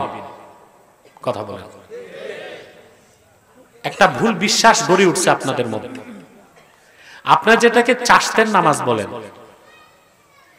যেটাকে হাদিসে বলা হয়েছে সালাতুদ দোহা, ওই সালাতুদ দোহাকেই সালাতুল আওয়াবিন বলা হয়েছে। সহিহ মুসলিমের হাদিস, সালাতুল আওয়াবিনা হিনা তারমাদুল ফিসাল। আল্লাহ রাসূল সাল্লাল্লাহু আলাইহি ওয়াসাল্লাম বলেছেন, উটের বাচ্চা গরমে যখন অস্থির হয়ে যায় তখন যে নামাজ, সেটাই আওয়াবিনের নামাজ। তো গরমে উটের বাচ্চা হাঁসফাঁস করে কি মাগরিবের পর না জোহরের আগে? তাহলে সহিহ মুসলিমের সহিহ রাওয়ায়াত বলতেছে চাশতের নামাজটাই সালাতুদ দোহা, ওইটাকে বলা হয়েছে আওয়াবিন। এটা সহিহ মুসলিমের সহিহ রাওয়ায়াত। আর মাগরিবের পর যে 6 রাকাতকে আওয়াবিন বলা হয়েছে, এটা সহিহ রাওয়ায়াত না, এটা হাসান রাওয়ায়াত। কি রাওয়ায়াত? এটা আব্দুল্লাহ ইবনুল মুবারক কিতাবুত জুহদে উল্লেখ করেছেন যে এই 6 রাকাত নামাজকে আওয়াবিন নামাজ বলা হয়েছে। এখন 2টা হাদিসে যেটা সহিহ ওইটা প্রাধান্য পাবে না হাসানটা প্রাধান্য পাবে? 2। আমরা মাগরিবের পরটাকেও আওয়াবিন বলি, ওইটা আওয়াবিন তাওয়াবিন অর্থে, অর্থাৎ তওবাকারীদের নামাজ। সেটাও পড়বেন, ফজিলত আছে, কিন্তু মূলত আওয়াবিন হচ্ছে চাশতের নামাজ সালাতুদ দোহা। সেটা 2 রাকাত থেকে 8 রাকাত পর্যন্ত পড়া যাবে। ঈদের জামাতে ঈদগাহ কমিটি ইমাম সাহেবকে হাদিয়া দিবে বলে মুসল্লিদের নিকট থেকে টাকা তুলে সেই টাকা থেকে কিছু টাকা ইমাম সাহেবকে দিয়ে বাকি টাকা ঈদগাহ ফান্ডে রাখে, এটা নাজায়েজ কাজ। কারণ মানুষ তো ঈদগাহ ফান্ডে টাকা দেয় না, ইমাম সাহেবরে দিচ্ছে। এই নোংরামিটা আমাদের শহরে বেশি হয়। সারাটা মাস হাবের সাহেবরা তারাবি পড়ায়, 3-4 লাখ টাকা উঠে। এখন কমিটির যেগুলো কমি না, সুদখোর ঘুষখোর বেশি না, মনে করে 2 জন হাফেজরে 3 লাখ টাকা দিয়া দিব, কলিজায় সয় না, 1 লাখ দিয়ে বাকি টাকা ফান্ডে রাখে, এটা হারাম কাজ, নাজায়েজ কাজ। হাফেজের হক, ইমামের হক তোমার নেবার কোনো সুযোগ না। ঈদগার কালেকশন লাগবে, আলাদা কালেকশন করো। ইমাম সাহেবের নামে কালেকশন করে ঈদগাহ ফান্ডে রাখা, এটা নাজায়েজ কাজ।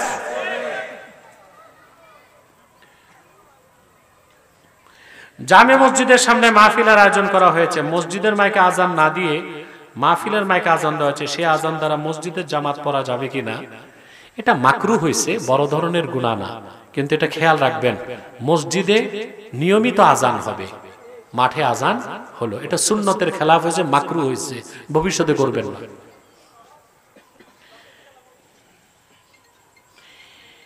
একটি গরু দ্বারা কয়জনের আকিকা করা যাবে? একটা গরুতে কয়টা নাম চলে? তো কোরবানির সাথে আকিকার নাম দেওয়া যাবে, কিন্তু একটা শর্ত আছে।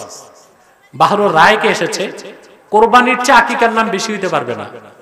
অর্থাৎ কোরবানির নাম যদি 4টা হয়, আকিকা সর্বোচ্চ হবে কয়টা? 3। কোরবানির চেয়ে আকিকার বেশি নাম হইতে। জামাত পড়ানোর জন্য ইমাম সাহেব আজানের সাথে সাথে মসজিদে যাবেন নাকি জামাতের নিকটবর্তী সময়ে যাবেন? এই ক্ষেত্রে ইমামের সম্মান কি? রাসূলুল্লাহ সাল্লাল্লাহু আলাইহি ওয়াসাল্লাম জামাত পড়ানোর জন্য কখন মসজিদে যেতেন? দেখুন, ফরজ ছাড়া সুন্নত নফলগুলো ঘরে পড়াই উত্তম, ইমামের জন্য, মুসল্লিদের জন্য। অতএব ইমাম সাহেব যদি হুজরাতে সুন্নত পড়ে মসজিদে যে জামাত পড়ায়, এটাই উত্তম। আর যদি ইমাম সাহেব মনে করে আমি আগে উপস্থিত থাকলে একটু মাসালা মাসাইল বলা যাবে, কেউ কিছু এলেম শিখতে পারবে, তাহলে ইমাম সাহেব একটু আগে যেয়ে বসবে। সুন্নাত নামাজ কোথায় পড়া উত্তম? নিজ ঘরে নাকি মসজিদে? ঘরে পড়া উত্তম। কিন্তু যদি ঘরে পড়তে যাওয়ার আগে আবার আপনাদের তো বদ আবার 4 স্টলে বসেন, তখন তো সুন্নত গেছে। ইস্তেকামত না থাকলে মসজিদে পড়াই উত্তম, আর যদি ইস্তেকামত থাকে তাহলে ঘরে যে নফল ও সুন্নাত আদায় করবেন। এটা সম্পর্কে ইস্তেকামতের সাথে কিসের সাথে? রাসূলুল্লাহ সাল্লাল্লাহু আলাইহি ওয়াসাল্লামের নাম শুনলে আঙ্গুলে চুমো লাগানো, চোখে লাগানো, ইমাম মিম্বরে বসার পর যে আজান দেওয়া হয়, রাসূলুল্লাহ সাল্লাল্লাহু আলাইহি ওয়াসাল্লামের নাম শুনে চুমো খাওয়া যাবে কিনা? ভাই, আল্লাহ রাসূল সাল্লাল্লাহু আলাইহি ওয়াসাল্লামের নাম বিশেষ করে আজানে শুনলে দুই আঙ্গুল চুমা দিয়ে চোখে লাগানোকে আল্লামা ইবনে আবিদিন শামী রাদ্দুল মুহতার ফতোয়া শামীতে মুস্তাহাব বলছেন। কি বলছেন? এবং ইমামে সাখাওয়ি মাকাসেদে হাসানায় উল্লেখ করছেন এই ব্যাপারে মারফু হাদিস নাই, তার মানে মাওকুফ সূত্রে হাদিস আছে। কোন বিষয়ে যদি মারফু হাদিস না থাকে মাওকুফ হাদিসও দলিল হইতে পারে। আর সবচেয়ে বড় কথা, এটা মুহাব্বতের সাথে সম্পর্ক। কিসের সাথে? এটা ফরজ ওয়াজিব সুন্নত না, এটা মুস্তাহাবের অন্তর্ভুক্ত। এটা হচ্ছে আল্লাহর হাবিবের মহাব্বত ও আজমতের সাথে সম্পর্ক রাখে। ইমাম সাহেব যখন নামাজ পড়ান তখন মুসল্লিদের কেরাত পড়তে হয় না। এখন রুকু সাজদার তাসবিহগুলো বৈঠকে তাশাহুদ দোয়া দরুদ মুসল্লিদের পর আবশ্যক কিনা, না পড়তে পারলে মুসল্লিদের নামাজ হবে কিনা? না পড়তে পারলে তো ভাই ওজর তো ভিন্ন জিনিস।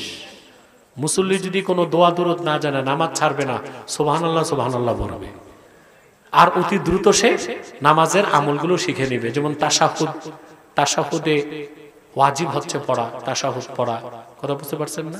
শেষ বৈঠক ফরজ, দ্বিতীয় বৈঠক ওয়াজিব। অতএব নামাজে যে আওরাদে মাসনুনা দোয়াগুলো এবং যতটুক তেলাওয়াত না জানলে নামাজ হয় না ততটুক শিখা ফরজ। এটা মুসল্লি না জানলে দ্রুত শিখে ফেলবে, আর শিখার আগ পর্যন্ত সে চুপচাপ ইমামের পিছনে ইক্তেদা করবে, আর একা একা পড়লে সুবহানাল্লাহ সুবহানাল্লাহ বলবে। এক বক্তা বলেছে খাজা বাবা ভুয়া, এই ব্যাপারে আপনার মন্তব্য কি?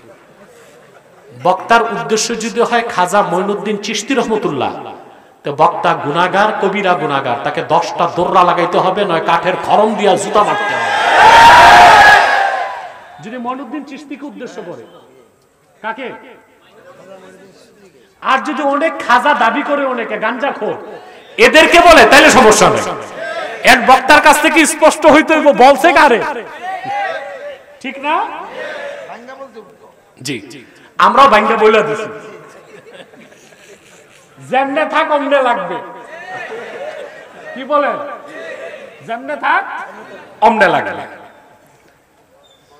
মিলাদ ও কিয়াম বেদাত কিনা কোরআন হাদিসের আলোকে জানতে চাই। দেখুন এই বিষয়টা একেবারেই প্রমাণিত। মিলাদ শরীফ পড়া সুন্নতে সাহাবা, অতি উত্তম নেক আমল। আল্লাহর হাবিব সাল্লাল্লাহু আলাইহি ওয়াসাল্লামের মিলাদ পড়া নাজায়েজ হারাম যে বলবে তার ঈমান নষ্ট হয়ে যাবে। মিলাদ শরীফের কিয়াম হচ্ছে মুস্তাহাব মুস্তাহসান। কেউ যদি না করে আমরা তাকে কাফের মুশরিক বেঈমান বলি না, আমরা মুস্তাহাব হিসেবে করি। কিন্তু যারা হারাম বেদাত বলে ফিতনা সৃষ্টি করে তাদেরকে আমরা গোমরা মনে করি। জুমার দ্বিতীয় আজানের পর আজানের দোয়া পড়া যাবে কিনা? জি না। ইমাম মিম্বরে বসার পরে লা সালাতা ওয়ালা কালামা ওয়ালা সালামা ওয়ালা রাদ্দাস সালাম, ইমাম মিম্বরে বসে যাবার পরে কোনো নামাজ পড়া যাবে না, দোয়াও করা যাবে না, জিকির করা যাবে না, সালাম দেওয়া যাবে না, সালামের জবাব দেওয়াও যাবে না। অতএব তখন দোয়া না করে চুপচাপ থাকাটাই উত্তম। একদল আলেম বৈশাখী উদযাপনে রাস্তায় র্যালি নিয়ে বের হয়, অথচ মিলাদুন নবী সাল্লাল্লাহু আলাইহি ওয়াসাল্লামের জুলুস বা র্যালি করলে বেদাতের ফতোয়া লাগায়। কোরআন সুন্নাহর ভিত্তিতে আপনার মতামত জানতে চাই। যে লোকগুলো এই কাজ করছে এটা অন্যায় কাজ করছে। সব কিছুকে কি ইসলামাইজেশন, ইসলামীকরণ করা যায়? কথা বলেন। ইসলাম ইসলামের জায়গায়, ইসলামের বাইরের কিছুকে কি ইসলামীকরণ করা যায়? কথা বলেন। মদ বানায় কেউ যদি বলে হালাল মদ, কথা বলেন, জায়েজ হবে? মদ তো হারাম। তো বৈশাখী মেলা যেটা, এটা একটা হিন্দুয়ানি সংস্কৃতি। আগে বেরোইতো মঙ্গল শোভাযাত্রা, এখনো বেরোইছে অন্য নামে, ওই একই মূর্তি নিয়েই হইছে। এর মানে পুরান ওষুধ নতুন প্যাকেট। তো এই কাজে কিছু আলেম ওলামার যাওয়াটা ঠিক হয় নাই। আলেম ওলামা এমন কোনো কাজ করবে না, আলেম ওলামার তো অনেক জায়েজ কাজ করাও ঠিক না। কথা বলে না, সব জায়েজ কি করা যায়? কথা বলে না। হেদায়ে কিতাবে আসছে, এটা ফতোয়ার সব কিতাবেই পাবেন, কিতাবুল খাতরে ওয়াল ইবাহাতে। কোন বাড়িতে যদি বিয়ে বাড়িতে গান বাদ্য হয় অনুষ্ঠানে, ওইখানে কোনো আলেমের যাওয়া না জায়েজ। আলেমের যাওয়া কঠিন ফতোয়া। আলেম যাওয়ার পর যদি গান বাদ্য শুরু হয়, না খেয়ে তাকে চলে আসতে হবে। কারণ আলেম হচ্ছে মুক্তাদা বিহি শাখস, তাকে অনুসরণ করা হয়। অথবা আলেমদের অনেক জায়েজ কাজ করাও ঠিক না। বৈশাখী মেলায় যারা গেছেন তারা কাজটা ঠিক করেন নাই, ভবিষ্যতে সতর্ক থাকবেন, এটাই আমি আশা করি। পকেটে রাখবেন। ইউরোপ থেকে এক ভাই জানতে চেয়েছে, উনি একজন ডেলিভারি ম্যান। ডেলিভারি করতে গিয়ে অনেক হালাল হারাম জিনিস ডেলিভারি করতে হয়। এক্ষেত্রে ডেলিভারি মানের কাস্টমার কিংবা রেস্টুরেন্টের সাথে কোনো সম্পর্ক নেই, শুধুমাত্র অনলাইন উবার ইটস অ্যাপের মাধ্যমে অর্ডার নেই, লেনদেন হয়। শায়েখ উক্ত পদ্ধতিতে ইনকাম করা জায়েজ হবে নাকি না জায়েজ হবে? দেখুন, একটা হচ্ছে ফাতোয়া আর একটা হচ্ছে তাকওয়া। তাকওয়ার দৃষ্টিকোণ থেকে এটা ঠিক না, যদি সে হারাম জিনিস বহন করে এটা উচিত না। আর ফাতোয়ার দৃষ্টিকোণ থেকে আছে, যেহেতু ইউরোপে কামাই রোজগার করতে গেলে তার স্বাধীনতা তো চলবে না, সেক্ষেত্রে অন্য কোন পিওর হালাল কাজ সন্ধানের আগ পর্যন্ত ওজর হিসেবে সে করতে পারবে। আল্লাহ মাফ করবেন, আমরা আশা করি।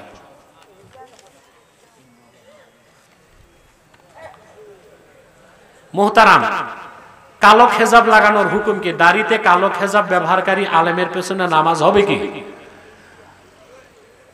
দলিল লাগবে? বৃদ্ধ মানুষের জন্য, বয়সের কারণে যার দাড়ি পাকছে, তার কালো খেজাব লাগানো ধোঁকা, মাকরু তাহরিমা।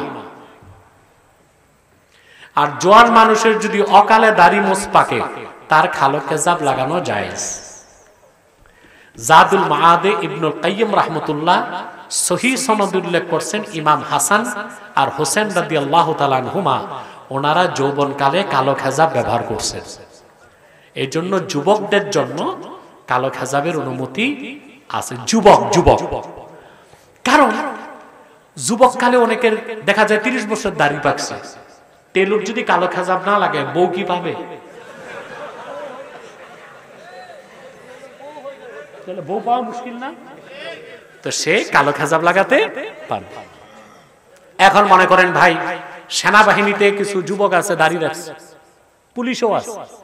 এখন দেখা যায় যে 40-এর আগেই তাদের দাড়ি মুছ পেকে গেছে, তারা যদি খেজাব না লাগায় তো কি করতে হবে? চাকরি ছাড়তে হবে, নয় দাড়ি চাষতে হবে। কথা বলেন। এই জন্য যৌবনকালে অপরিপক্ক সময়ে যদি দাড়ি মোছ পাকে, যুবকের জন্য কালো খেজাব লাগানো কি জায়েজ। কিন্তু যার বয়সে দাড়ি পাকছে, তার কালো খেজাব লাগানো ধোঁকাবাজি।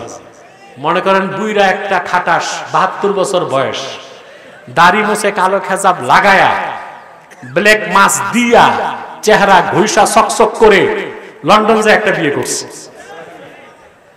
তো বউ ধোঁকা খেয়েছে না? কথা বলে না? কয়দিন পর বউ দেখে সাদা খুঁটা বাইর হইছে।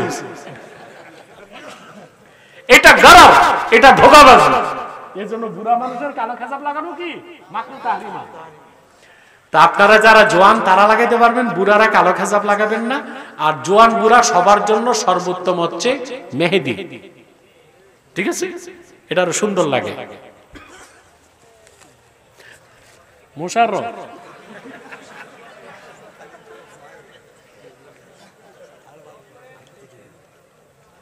এটা তো বুঝি নাই, বাংলা লেখছো না হিব্রু? কি লেখছে এটা? ব্যক্তিগত, প্রাতিষ্ঠানিক বা মক্তব মসজিদের জমি রং জমা কি? এক বা একাধিক ফসলের জন্য অগ্রিম চুক্তি করে দেওয়া যাবে কিনা? এটাই ফসলের জন্য অগ্রিম চুক্তি, এটা আমি বুঝলাম না। একটা কাজ করা যাবে, কেরায়া, ভাড়া দেওয়া যাবে। মসজিদের ওয়াকফ জায়গা, মাদ্রাসার ওয়াকফ জায়গা, মক্তবের ওয়াকফ জায়গা 2 বছর, 4 বছর, 10 বছরের জন্য ফসল করতে দেওয়া যাবে। কথা বুঝতে পারছেন?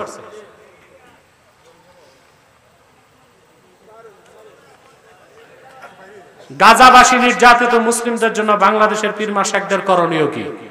সবচেয়ে বেশি করণীয় ইসরায়েলের পণ্যগুলো বয়কট করা।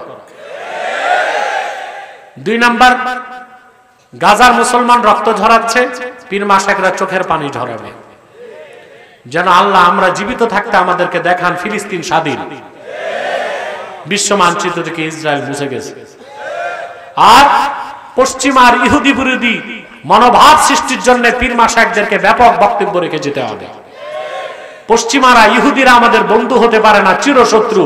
এটা বুঝার সময় তো এখনই বাংলাদেশের মুসলমান। চলে যাব, একটু সালাত ও সালাম পড়ব, যেন আল্লাহ আমাদের দোয়া কবুল করেন। মহব্বতে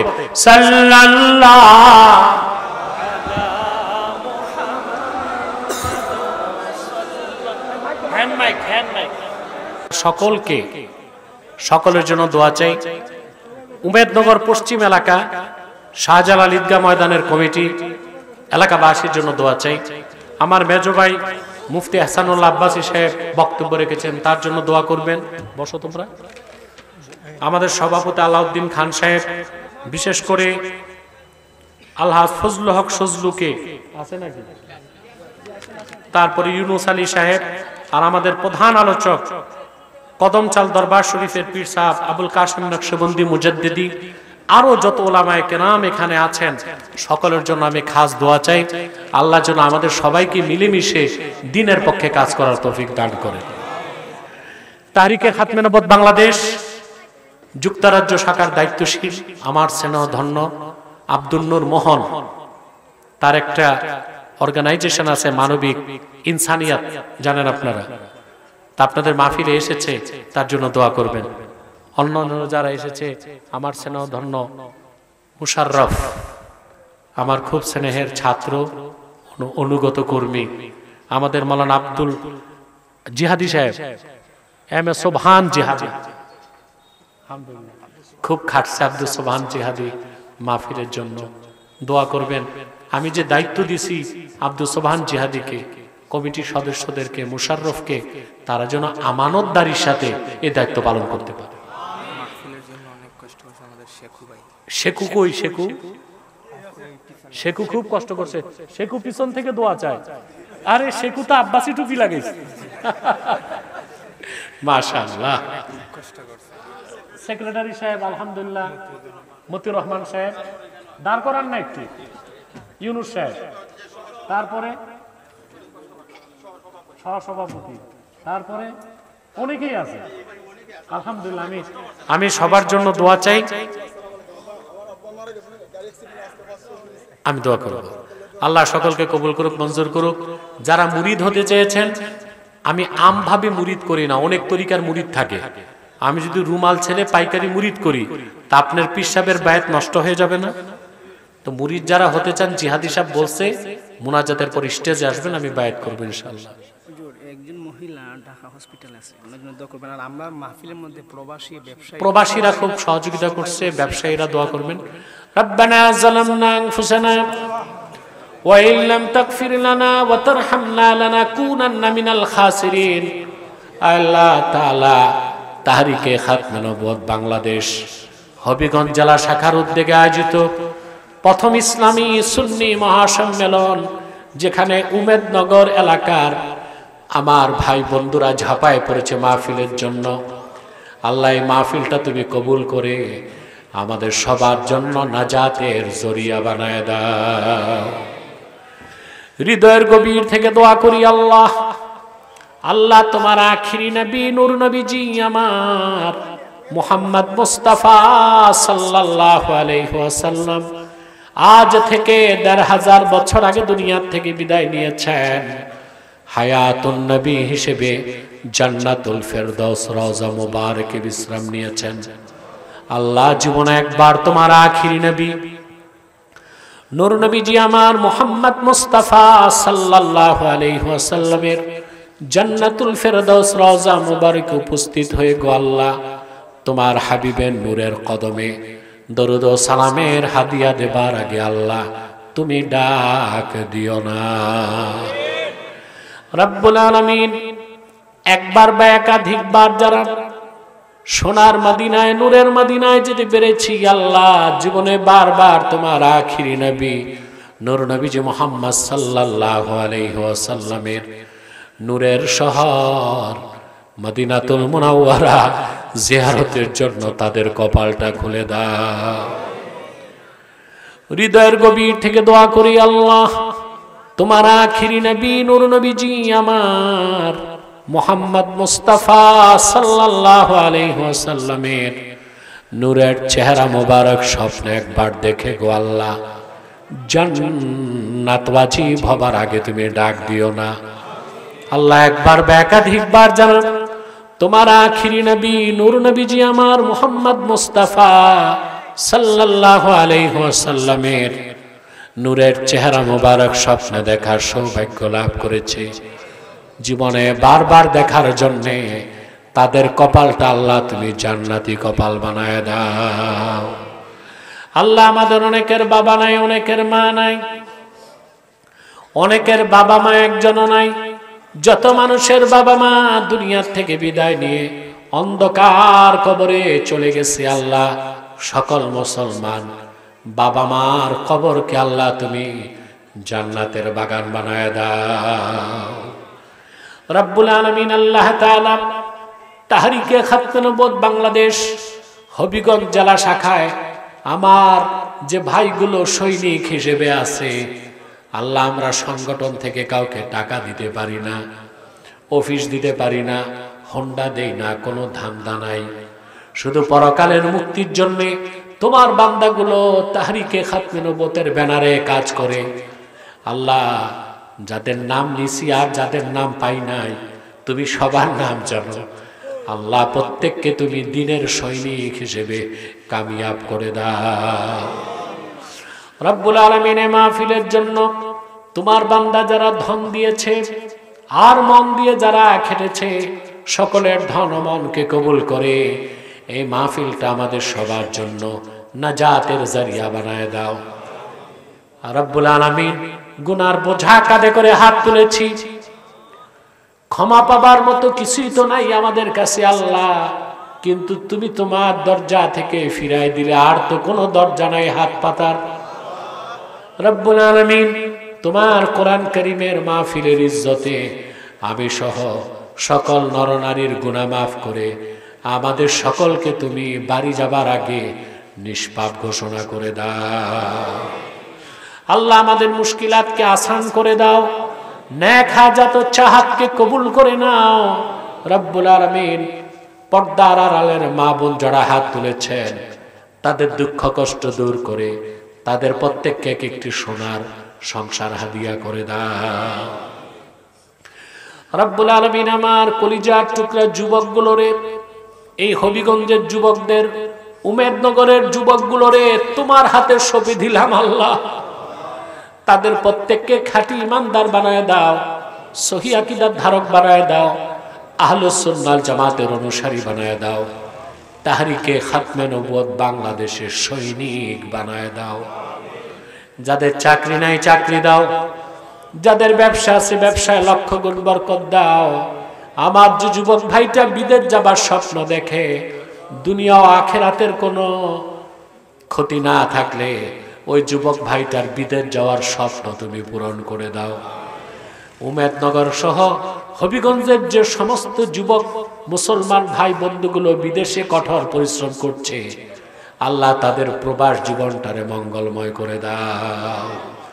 ভাইরা আমার, একটি মিনিট সময় ছেড়ে দিলাম, চক্ষুটা বন্ধ করুন, দিলটা নরম করুন, মাথাটা নত করুন। আল্লাহর আখিরি নবী নূর নবীজি আমার মুহাম্মদ মুস্তাফা সাল্লাল্লাহু আলাইহি ওয়াসাল্লামের ওসিলা ধরে আল্লাহর কাছে চান, যা চাইবেন তাই কবুল হয়ে যাবে।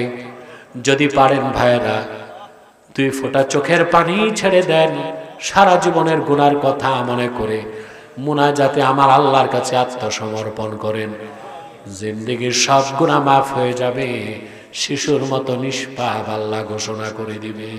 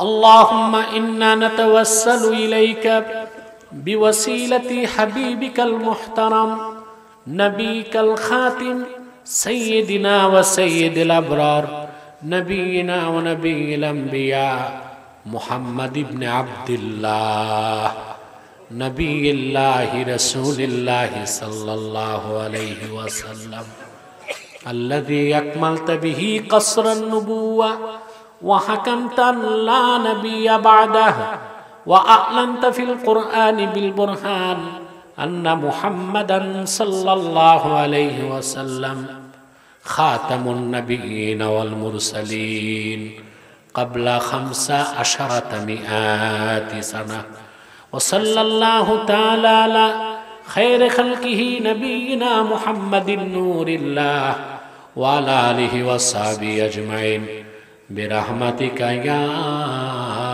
أرحم الراحمين السلام عليكم ورحمة الله